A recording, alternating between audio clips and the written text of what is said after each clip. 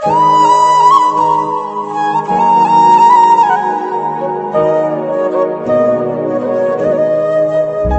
৭১-এর স্বাধীনতার যুদ্ধ দেখিনি, আমরা ২০২৪ সালে এসে দেখেছি যুদ্ধের ভয়াবহতা। কাটিয়েছি কারফিউর মতো ভয়ঙ্কর এক একটি দিন। বিচ্ছেদ ছিল ইন্টারনেট সংযোগ, যার কারণে গত কয়েকদিনে অনেক কিছু পিছু ফেলে চলে এসেছি আমরা।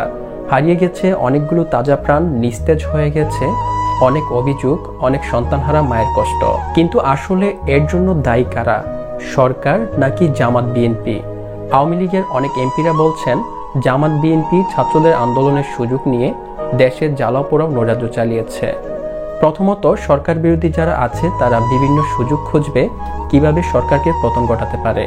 শুধুমাত্র জামাত বিএনপি নৈরাজ্য চালিয়েছে এই কথা বলে নিজেদের ব্যর্থতা এড়িয়ে গেলে চলবে না। কিছুক্ষণের জন্য আওয়ামী লীগের এমপিদের কথার সাথে একমত প্রকাশ করে মেনে নিচ্ছি জামাত বিএনপি এই নৈরাজ্য চালিয়েছে। এখন প্রশ্ন হলো, দেশে হাজার হাজার কোটি টাকা দিয়ে যেসব গোয়েন্দা সংস্থাকে লালন পালন করা হচ্ছে তাদের কাজ কি ছিল?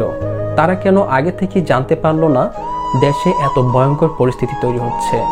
আর শুধুমাত্র এই ব্যর্থতার কারণেই আনুমানিক ৫০,০০০ কোটি টাকার ক্ষয়ক্ষতি হয়েছে বাংলাদেশে, যেখানে এখনো বাংলাদেশের অসংখ্য মানুষ অনাহারে রাস্তায় রাস্তায় রাত কাটাচ্ছে।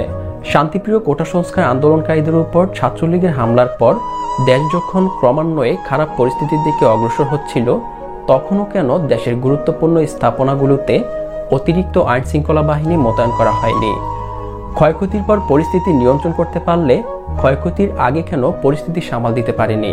আসলে এই ক্ষয়ক্ষতির টাকা আওয়ামী লীগ বিএনপি কিন্তু দিবে না, দিবে সাধারণ জনগণ।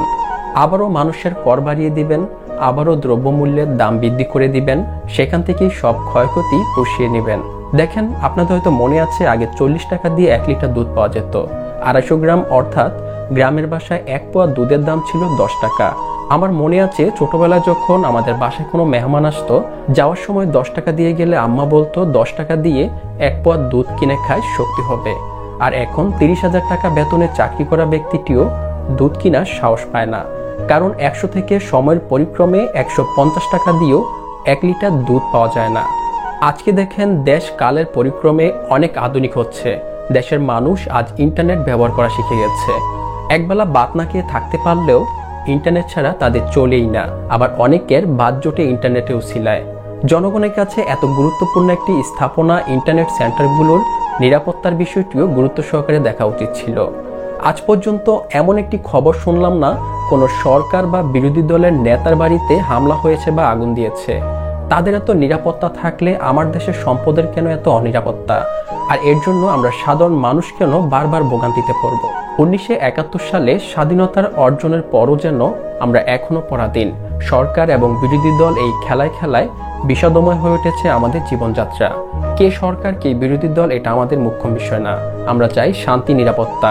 আমরা চাই না সকালে ঘুম থেকে উঠে রেডিওতে দেশের খবর শুনতে।